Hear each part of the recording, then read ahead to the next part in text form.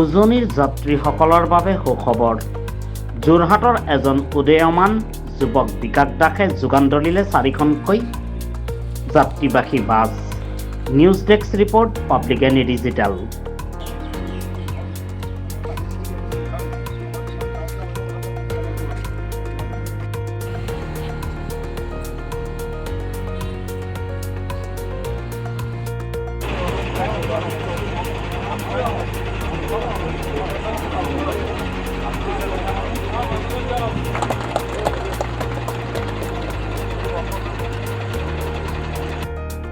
এটা ভাল কথা, যাতায়াতৰ সুবিধাৰ কাৰণে, যাত্ৰীৰ সুবিধাৰ কাৰণে নতুনকৈ বিকাশ দাসৰ 4খন বাছৰ সংযোজন হৈছে আৰু বাছবিলাক যথেষ্ট কমফৰ্টেবল বাছ।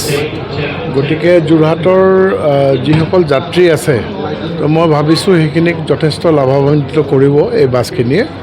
আৰু আপোনালোকে জানে বিকাশ দাস একচুৱেলি ল'ৰাটোৰহে নাম, আমাৰ ৰমেন দাসেই মালিক, ৰমেন দাস পিতৃ। তেখেতে বহুত দিনৰ পৰাই এই আমাৰ মানে এই যান বাহনৰ লগত তেখেত জড়িত। তেখেতৰ ব্যৱসায়টো সেই যান বাহনৰ জৰিয়তে সৰু গাড়ীৰ পৰা আৰম্ভ কৰি আহি তেওঁ এই নাইট ছুপাৰত ভৰি দিছেহি। গতিকে এটা আমাৰ অসমীয়া ইউথৰ কাৰণে, ল'ৰা ছোৱালীৰ কাৰণেও এটা বৰ ডাঙৰ কথা। এওঁলোকৰ পথটো বিকাশ দাসে যেনেকৈ উন্নতি কৰিছে বা ৰমেন দাসে যেনেকৈ উন্নতি কৰিছে, এইখিনি যাতে পাথেয় হওক, সকলোৱে দেখক। আৰু আমাৰ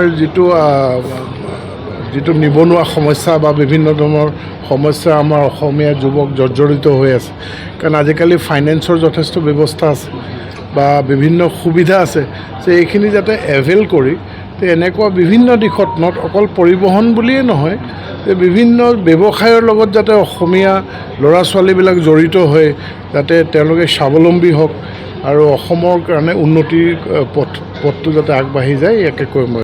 যেতিয়াৰ পৰাই জন্ম হৈ পৃথিৱীখন দেখা পাইছোঁ, তেতিয়াৰ পৰাই মানুহ কৰ্মজীৱনত কোন কেনেকৈ জড়িত আছে সেইখিনি অনুকৰণ কৰিছিলোঁ।